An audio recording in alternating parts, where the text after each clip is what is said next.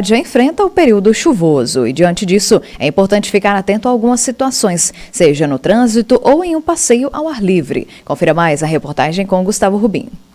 O aspirante Melo do Corpo de Bombeiros de Patos de Minas conta que as ocorrências diminuíram no início deste período chuvoso, em comparação ao mesmo período do ano passado. Isso graças às ações estratégicas da corporação. Todas as ocorrências que envolvem essa natureza de atendimento, propriamente dito, elas diminuíram em relação ao ano passado.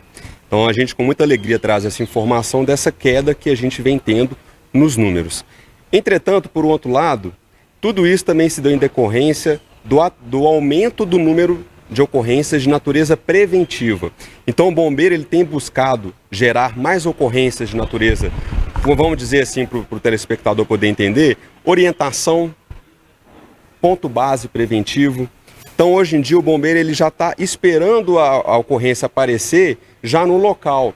Portanto a gente tem feito aqui na cidade, por exemplo, pontos bases quando começa a chover, já antes da chuva engrossar, a gente já está fazendo esses pontos base na região da Lagoa Grande, atrás do shopping, regiões historicamente com acontecimento de alagamentos, o bombeiro já tem ido fazer essa participação preventiva. O trânsito pode representar um grande risco durante o período de chuvas, por isso é necessário atenção redobrada dos condutores. Algumas dicas também que a gente tem costume de trazer para o cidadão para esse período chuvoso. Pode parecer às vezes uma coisa muito simples, mas sempre é bom dizer. Quando o motorista for sair de casa, faça um cheque visual dos seus pneus, veja se eles estão em boas condições de rodagem. Limpador de para-brisa também é muito importante. Às vezes a gente cai só uma chuvinha de leve, então é bom saber se ele está em condições para numa chuva mais grossa não ter nenhum problema. Luzes em geral do veículo, luz de freio, luz de ré, setas, farol, eles têm que estar em perfeita condição, a visibilidade já é menor. Então é interessante já ter ele em boas condições.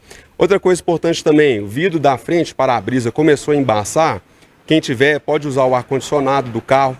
Interessante diminuir a temperatura interna. Então, usar o ar-condicionado, um ventilador ou abrir uma gretinha já. É interessante não deixar o vidro embaçado. Melo ainda reforça as dicas em situação de aquaplanagem dos veículos, uma das principais causas de acidentes nas rodovias. Nós temos um risco muito grande quando acontece a aquaplanagem, que as pessoas geralmente se apavoram e, em decorrência disso, querem tirar o carro da pista de qualquer jeito.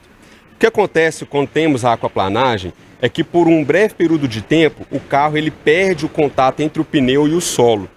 Então, se o motorista fizer uma mudança brusca no volante, o que vai acontecer? Na hora que retomar o contato com o solo, é muito provável que o carro venha a capotar, porque ele vai ter mudado repentinamente a direção dele.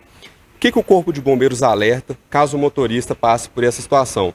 Primeiramente, evitar trafegar em locais com risco de alagamento, já é de antemão. Agora, caso o motorista esteja numa situação de aquaplanagem, primeiramente é recomendável que ele não mude a direção do volante. Então, se ele estava seguindo em frente, permaneça calmamente com as mãos seguindo em frente no volante. Por fim, o bombeiro militar ressalta os perigos de tempestades com raios e como se proteger nessas situações. Em relação aos raios, é recomendável primeiramente que o cidadão ele evite também não trafegar debaixo de árvores. Na verdade, qualquer situação onde tenham pontas, que é o que a gente fala, que as pontas atraem os raios. Então, árvores, postes de energia também. E as piscinas, pelo fator água que está lá presente, que diminui a resistência do corpo, fazendo com que um possível choque ele seja mais danoso para o corpo humano. Então, nesses períodos, a gente recomenda que o cidadão evite, sim, as piscinas, mas também essas caminhadas próximas ali à região de árvores, como na Lagoa Grande, ou em qualquer parque, porque elas atraem esses raios e pode representar